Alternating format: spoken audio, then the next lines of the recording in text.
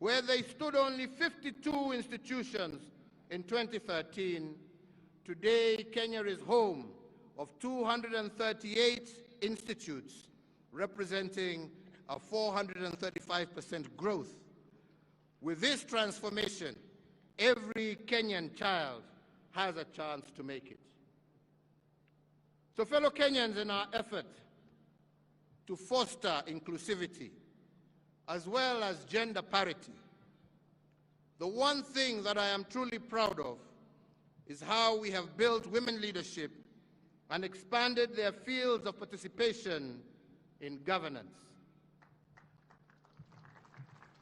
For a long time, women affairs were relegated to the Department of Social Services, where they were grouped with children. In fact, the first woman to be appointed as a permanent secretary happened 24 years after independence. Margaret Githinji was appointed the permanent secretary for Commerce and Industry on Madaraka Day of 1987. And thereafter, the first woman to become a cabinet minister, the Honorable Nyiva Mwendwa, occurred 32 years after independence in 1995. Today, and thanks to the 2010 Constitution and my commitment to equality and inclusivity, I have had the pleasure of working with 11 women in my cabinet at different times and in different capacities. All of them have occupied high-profile portfolios, and in fact, all the cabinet secretaries for foreign affairs for the last 9 years of my term have been women, and we have seen how they have placed our country globally. Of equal note is that my administration has also fast-tracked the promotion of women in leadership in our security sector. I appointed Fatuma Ahmed as the first woman Major General of our Defense Forces in 2018. Similarly, the first holder of the Constitutional Office of Auditor General of our Republic was appointed under my administration, Mrs. Nancy Gadongo, and she was appointed in 2021 and continues to serve the Republic in that capacity. And of course, we have our three arms of government, one of which is now headed by a woman. After 58 years of our independence, in May of 2021, I had the profound honor of being the first President of the Republic to commence an address with a salutation, Madam Chief Justice, when the Honorable Lady Justice Martha Koome assumed office as the first woman Chief Justice. We are also proud of the fact that Kenya's judiciary boasts a female Deputy Chief Justice, a female Chief Registrar, and many female principal judges and presiding judges across our superior courts. Going further, in August of this year, if it is the wish of the Kenyan electorate, we have a chance of electing a woman and shattering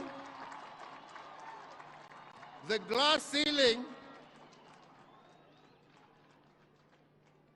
by assuming the second highest office in the Republic of Kenya. So, ladies and gentlemen, if our women were part of the liberation struggle, advancing their cause intentionally is a duty that belongs to all of us. We owe it to them, we owe it to ourselves, and we owe it to our country. And I am indeed proud to have been part of this push for women leadership in our republic.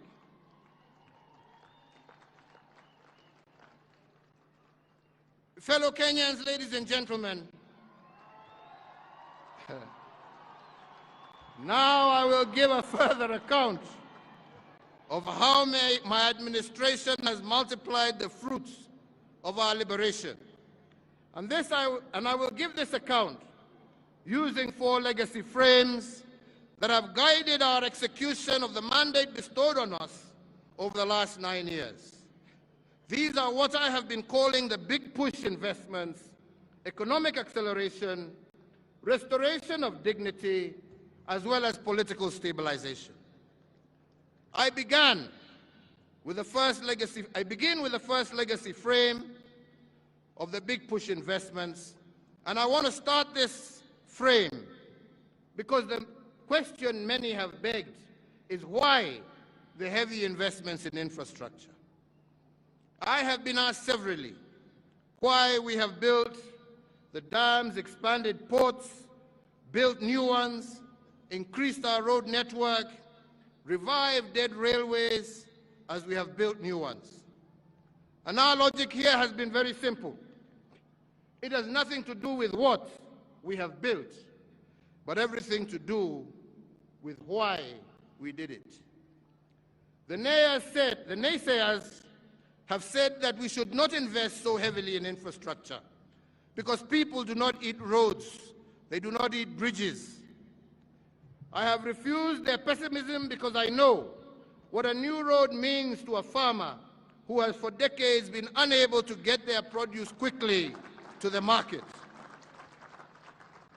I refuse to delay the dream of world-class ports and fishing support infrastructure because we wanted our fishermen in our oceans and lakes to be able to gain more from their sweat of their brow.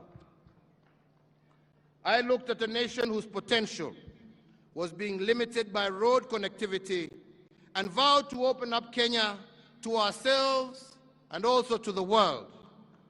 The result has been that once sleepy villages and towns across our country have roared to life and become vibrant centers for economic and social activity. The result was the appreciation in the value and utility of land in many rural and peri-urban areas, instantly elevating many thousands of homes out of poverty. Similarly, fellow Kenyans, we have learned, and that is why we say we must learn from our history, is that when the British built the Kenya-Uganda Railway, some people called it the railway to nowhere, passing through a swamp called Nairobi.